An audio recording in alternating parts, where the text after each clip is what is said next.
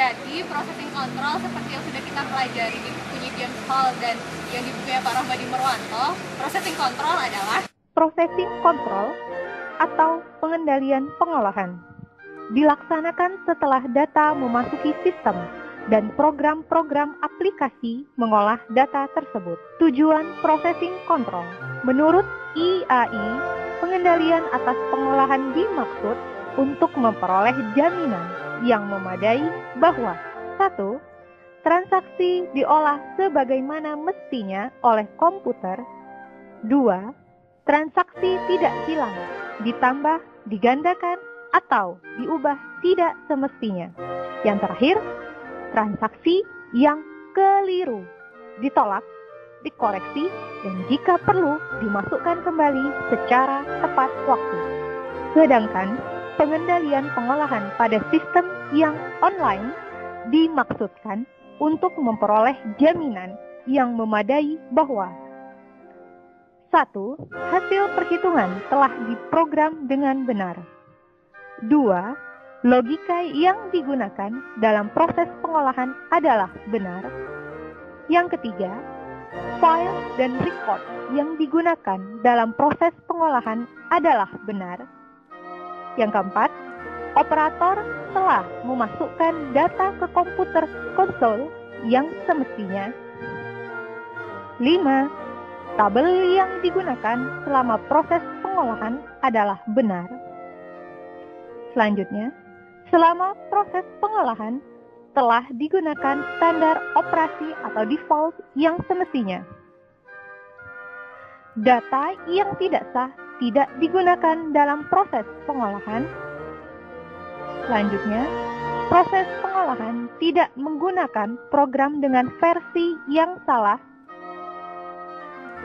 Selanjutnya, hasil penghitungan yang dilakukan secara otomatis oleh program adalah sesuai dengan kebijakan manajemen satuan usaha.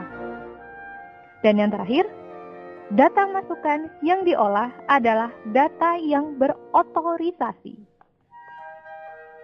Dengan adanya pengendalian pengolahan, maka pemrosesan data di dalam sistem akan lengkap, akurat, dan tidak mengandung kesalahan-kesalahan seperti 1. Transaksi gagal diproses, baik tidak seluruhnya diproses maupun memproses tidak sebagaimana mestinya. 2. Transaksi yang diproses salah atau yang bukan seharusnya diproses. Ketiga, transaksi yang diproses tidak logis atau tidak wajar.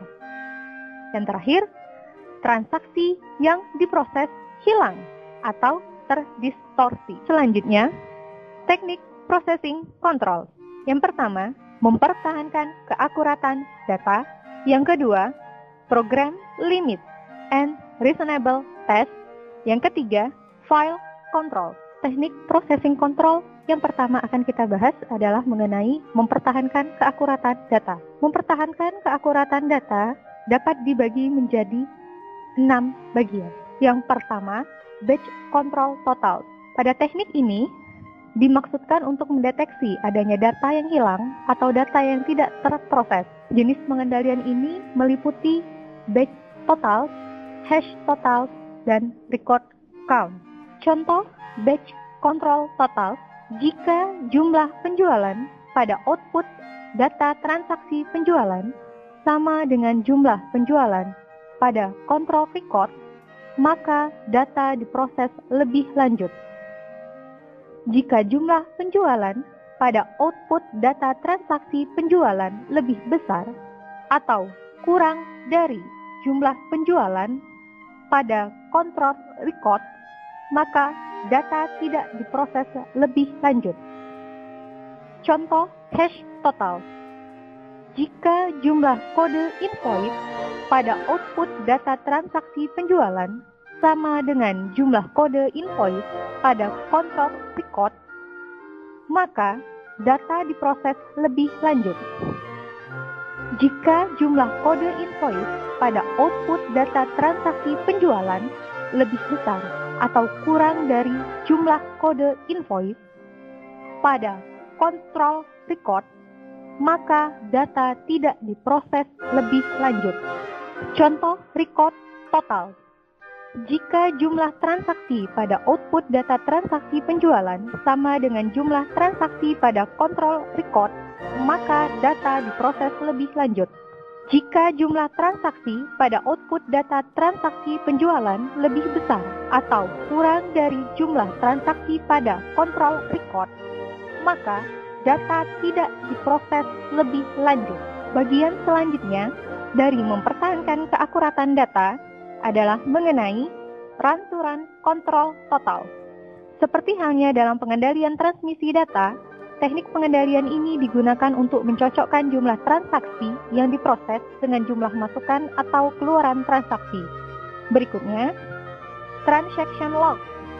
Sebagaimana disebutkan sebelumnya, transaction log mencatat semua informasi transaksi seperti fungsi, operator, waktu, identifikasi terminal, dan nomor pengendalian transaksi. Transaction log ini dapat pula berfungsi sebagai audit trail karena ia mencatat segala aktivitas yang terjadi dengan komputer tersebut. Selanjutnya, fallback procedure berfungsi untuk mengumpulkan dan mengendalikan transaksi yang mestinya telah diproses apabila sistem tersebut beroperasi.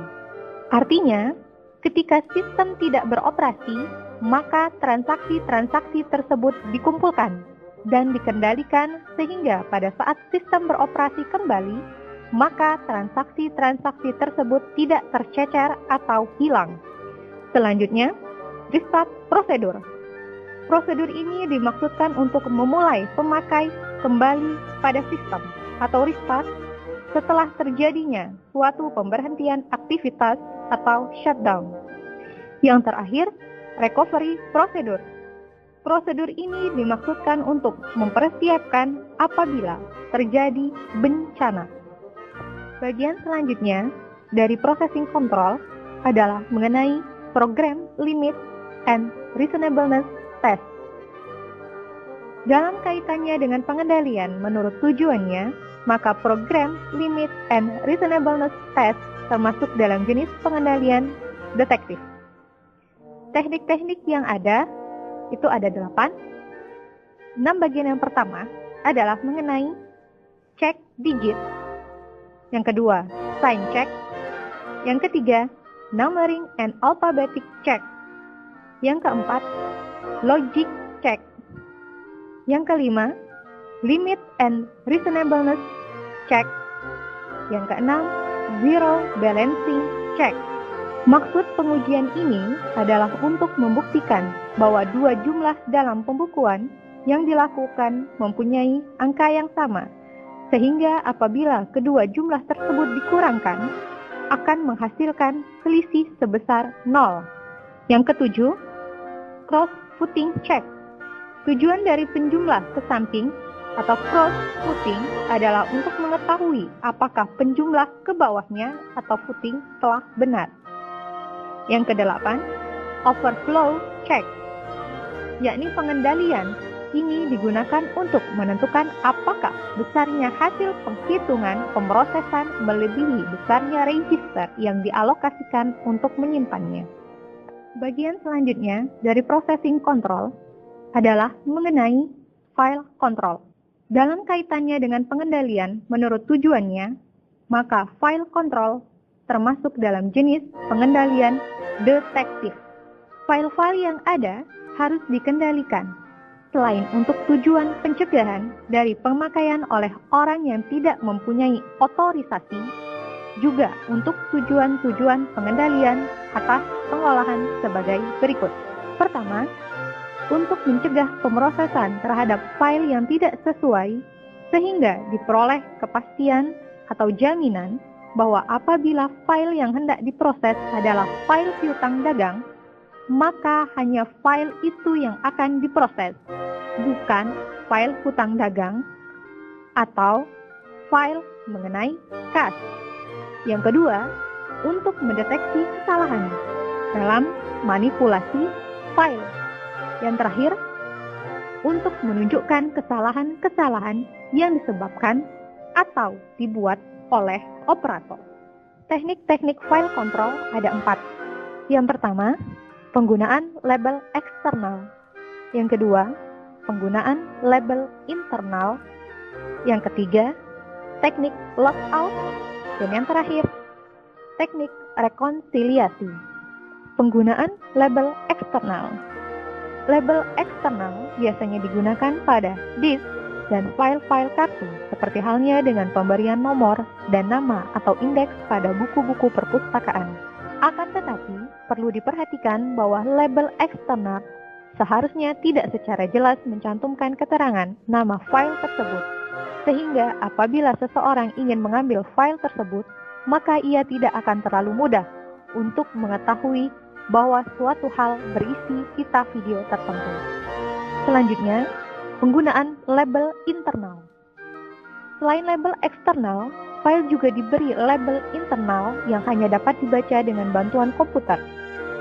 Untuk itu, diperlukan adanya program aplikasi untuk menguji header dan trailer pada label internal. Yang ketiga, mengenai teknik logout. Dalam sistem online, sering digunakan teknik ini yang bertujuan untuk mencegah agar tidak terjadi pemutakhiran data secara simultan oleh beberapa pemakai secara sekaligus. Artinya, apabila seseorang tengah memutakhirkan data, maka meskipun data yang digunakan adalah online, akan tetapi pemakai lainnya tidak dapat memutakhirkan data yang sama. Yang terakhir mengenai teknik rekonsiliasi. Teknik ini mengaitkan dan menghubungkan jumlah record sebelum perubahan, setelah perubahan, dan jumlah perubahan itu sendiri. Isi dari file induk sebelum dilakukan pengubahan atau before image, dan sesudah dilakukan pengubahan atau after image perlu dibuat dan harus ditelaah oleh supervisor. Sekian penjelasan mengenai processing control. Nah, kalau soal output control sepertinya lebih sederhana teman-teman. Seperti ini nih.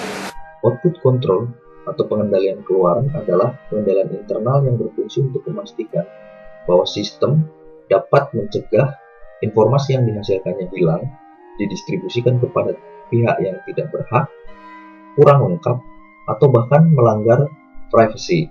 Kegagalan sistem pengendalian internal pada output control dapat mengakibatkan hal yang serius kepada operasi perusahaan. Misalkan, cek yang dihasilkan dari sistem informasi perusahaan tidak didistribusikan kepada pihak yang benar, maka dapat mengakibatkan kewajiban-kewajiban perusahaan tidak terbayar. Atau jika perusahaan memiliki data-data sensitif seperti paten, hasil penelitian, atau data pasien, jika tidak diamankan dengan benar, maka dapat berakhir pada tuntutan hukum. Tipe pemrosesan data yang digunakan perusahaan sangat berpengaruh terhadap pilihan pengendalian yang nanti akan digunakan untuk melindungi sistem. Secara umum, ada dua metode pengolahan data, yaitu batch system dan real-time system. Nah, batch system ini lebih rentan terkena error dalam output control, sehingga memerlukan derajat kontrol yang lebih tinggi daripada real-time system. Yang pertama, kita akan mencoba melihat pengendalian dalam batch system output. Nah, batch system ini biasanya menghasilkan output dalam bentuk hard copy, sehingga biasanya juga melibatkan adanya perantara baik program maupun manusia di dalam produksi maupun distribusinya. Flowchart di samping menggambarkan tahapan-tahapan dalam proses menghasilkan output dalam batch system. Tahapan yang pertama adalah output spooling. Di dalam pengolahan data yang begitu besar, biasanya alat-alat pengeluaran seperti printer ini akan mengalami backlog, yaitu ketika banyak program secara bersamaan ingin mencetak dokumen sementara printernya terbatas. Nah, ketika aplikasi ini ingin mencetak kemudian printernya belum tersedia, maka terjadi antrian di dalam sistem. Nah, untuk memudahkan antrian ini biasanya sistem membuat satu file perantara yang dinamakan output file yang biasanya tersimpan di dalam hard disk. Pembuatan output file ini sebagai perantara di dalam proses pencetakan akan menambah risiko, bisa saja karena adanya illegal access dari orang-orang yang tidak bertanggung jawab atau kriminal yang bisa memanfaatkan data tersebut sebelum dicetak. Bisa dengan melakukan perubahan terhadap data, mengcopy secara ilegal maupun bahkan menghancurkannya sebelum dicetak, sehingga harus dipastikan adanya manajemen akses yang baik dan backup terhadap output file tersebut secara baik, sehingga data tersebut ketika masih menjadi output file adalah aman. Tahapan selanjutnya adalah tahap pencetakan. Ketika tadi file telah mengantri, kemudian sumber daya printernya telah tersedia, maka kemudian program melakukan perintah pencetakan. Di dalam tahapan ini biasanya melibatkan operator. Operator ini biasanya melakukan beberapa penyesuaian seperti apakah ukuran kertasnya sudah tepat, kemudian mau mencetak berapa banyak dan sebagainya. Sehingga ada risiko di dalam tahapan ini berupa copy yang tidak diotorisasi. Artinya si operator ini bisa mengcopy dokumen yang sebenarnya dia tidak diizinkan untuk mengcopy.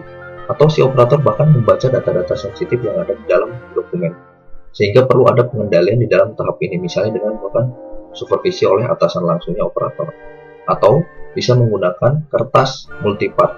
Nah, kertas multipart ini biasanya kita contohkan adalah ketika kita ke bank, kemudian ingin mendapatkan kartu ATM dan nomor PIN, maka operator mencetak nomor PIN tersebut dalam kertas yang tertutup oleh karbon, sehingga untuk membaca nomor PIN tersebut kita harus menggosoknya dengan logam. Nah, hal ini untuk mencegah si operator yang mencetak nomor PIN tersebut membaca data kita, dan hanya kita sendiri yang berhak untuk membacanya. Tahapan selanjutnya setelah dokumen dicetak adalah proses yang dinamakan bursting, atau di sini biasanya data kemudian dipilah-pilah atau disusun kembali untuk mengecek apakah datanya sudah lengkap atau belum. Nah, di dalam proses ini juga biasanya melibatkan adanya intervensi dari operator, sehingga sama dengan stage yang sebelumnya bahwa ada kemungkinan operator yang tidak berhak ini mengcopy, bahkan menghilangkan dokumen atau membaca data-data sensitif, sehingga diperlukan adanya kontrol berupa supervisi. Atau jika tidak dimungkinkan, proses bursting ini atau pemilahan dokumen ini sebaiknya dapat juga dilakukan oleh end usernya langsung saja, tidak perlu menggunakan operator yang lain. Ada kalanya ketika kita melakukan pencetakan, maka dokumen yang dihasilkan tidak sempurna, misalnya sobek atau kurang tinta sehingga data tidak terbaca dan sebagainya, sehingga akhirnya akan dibuang. Nah, dalam proses pembuangan ini juga harus dilakukan dengan benar, karena ada risiko ketika kita tidak melakukan pembuangan dengan benar, sampah yang berisi data-data sensitif tersebut jatuh ke tangan orang yang tidak berhak, sehingga bisa dimanfaatkan. Bisa saja di dalam dokumen yang tidak sempurna tersebut ada data-data teknis atau ada data-data penting yang sebenarnya tidak boleh dibaca orang, sehingga ketika ini jatuh kepada tangan yang tidak berhak dapat mengakibatkan kerugian bagi perusahaan. Nah, pada tahap ini harus ada pengendalian yang baik dalam proses pembuangan data. Misalnya adalah data-data yang sensitif harus dihancurkan dalam mesin penghancur kertas supaya tidak dapat digunakan oleh orang yang tidak berhak. Di dalam beberapa organisasi biasanya terdapat data control group, yaitu grup yang bertanggung jawab untuk melakukan verifikasi akurasi dari data yang dihasilkan komputer sebelum didistribusikan kepada pengguna akhir. Biasanya mereka mengecek apakah datanya ada yang hilang, ada yang rusak, atau datanya tidak terbaca, sehingga sama dengan proses sebelumnya. Ketika adanya intervensi dari operator, maka ada kemungkinan tindakan ilegal copy atau pembaca data sensitif, sehingga dalam tahapan ini pun ketika datanya sangat sensitif sebaiknya langsung diberikan kepada end user, tidak perlu melalui control group. Nah, tahapan selanjutnya setelah dokumen dicetak kemudian diverifikasi, maka dokumen tersebut lantas didistribusikan kepada pihak yang berhak atau end user. Di dalam proses distribusi ini ada risiko dokumen tersebut hilang, dicuri, atau terkirim kepada pihak yang tidak berhak, sehingga diperlukan pengendalian di dalam tahapan ini. Misalnya dengan melakukan pencetakan nama dan alamat pihak yang penerima itu dengan jelas. Atau jika penerima yang terdiri dari banyak orang, harus jelas kepada siapa saja kan dokumen tersebut dikirimkan. Ketika menggunakan master file untuk mencetak nama dan alamat penerima ini, harus dipastikan kontrol terhadap master file tersebut bagus, sehingga tidak ada pihak-pihak yang dapat merubah nama dan alamat di dalam master file tersebut, sehingga dia bisa menerima juga padahal dia tidak berhak. Untuk data-data yang sangat sensitif bisa digunakan beberapa pengamanan, misalnya dengan menggunakan secure mailbox atau kotak atau koper yang berisi kunci atau PIN yang hanya bisa dibuka oleh orang-orang tertentu saja. Atau bisa juga dengan metode appear and sign, yaitu penerima datang dan kemudian melakukan tanda tangan, sehingga hanya dia saja yang bisa melakukan penerimaan dokumen. Dan untuk data-data yang sangat sensitif juga bisa menggunakan pengawalan dari petugas pengamanan atau bahkan pihak kepolisian seperti itu. Nah, tahapan terakhir dari batch system biasanya adalah data tersebut kemudian diterima oleh end user.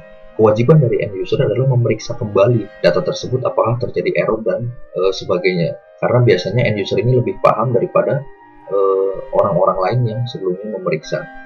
Sehingga ketika ditemukan error harus dilaporkan kepada atasan atau supervisornya.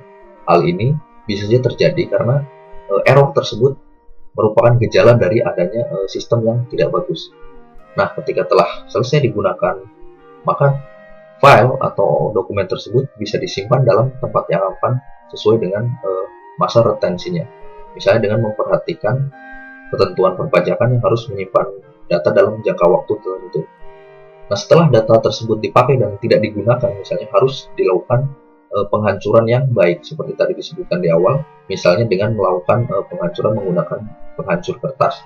Berbeda dengan batch system, di dalam real-time system output ini, data umumnya tidak berbentuk hard copy, tetapi berupa data elektronis yang langsung bisa dimunculkan di layarnya end user, atau bisa langsung di-print di printernya end user. Sehingga proses ini menghilangkan berbagai perantaraan baik manusia maupun program yang ada di dalam batch system. Namun demikian, ada risiko yang tinggi di dalam real-time system ini, yaitu ketika data tersebut ditransmisikan dari komputer center ke komputernya end user, yaitu data tersebut misalnya bisa disadap, diganggu, atau kemudian terjadi kerusakan yang mengakibatkan data tersebut tidak lengkap terkirim kepada end user. Nah, risiko-risiko inilah yang dihadapi oleh real-time system. Nah, risiko-risiko di dalam real-time system ini biasanya diakibatkan oleh dua hal, yaitu karena adanya kegagalan dari peralatan atau diakibatkan oleh aksi-aksi subversif yang merusaknya. Kegagalan peralatan ini biasanya terjadi di jaringannya, di hardware-nya, atau di software-nya, sehingga perlu dilakukan pengecekan terhadap ketiga komponen peralatan tersebut ya.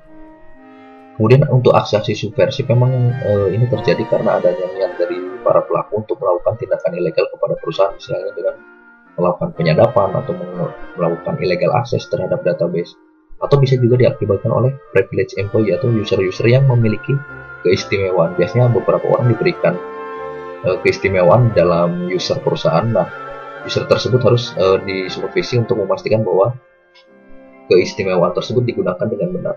Secara umum sih, untuk melindungi dari aksi subversif ini biasanya perusahaan membangun firewall untuk melindungi dari akses ilegal, kemudian data dienkripsi ketika dikirimkan atau disandikan sehingga hanya pihak tertentu saja yang bisa membacanya, atau dokumen tersebut ditandatangani secara digital untuk memastikan bahwa memang dokumen yang dikirimkan telah sesuai dengan prosedur yang diinginkan oleh perusahaan.